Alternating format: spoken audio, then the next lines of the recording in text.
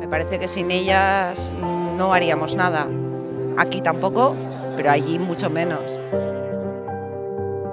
Me parece maravillosa, sí, ellas son muy fuertes, les animo desde aquí a que sigan con ese trabajo.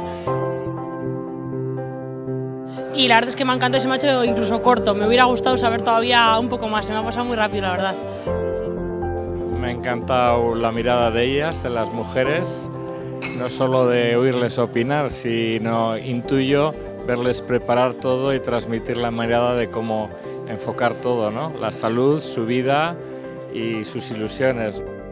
Las imágenes me han parecido muy impactantes, lo que han mostrado, cómo viven, me ha gustado mucho.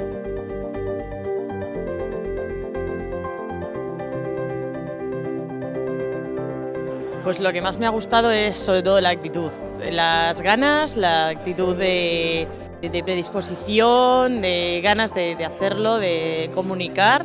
Pues lo que más me ha gustado ha sido cómo han utilizado las nuevas tecnologías para hacerlo, ¿no? En este caso los móviles y las aplicaciones de grabar. Esa forma de trabajar y de enseñar lo que estaban enseñando y que te lo enseña el mismo protagonista, lo que te hace es que sea muy real, más que el documental, estás dentro de él, dentro de esa realidad.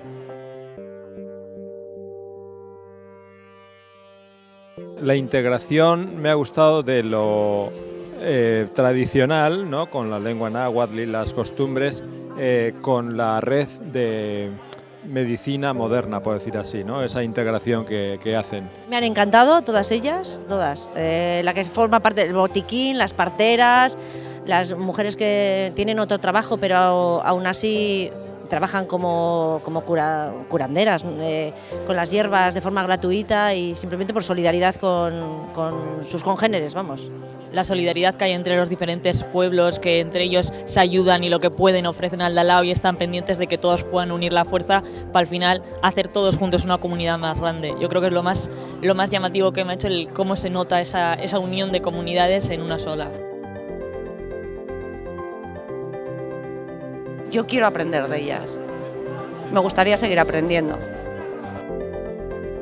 Es que sin ellas eso estaría a años luz de todo eso.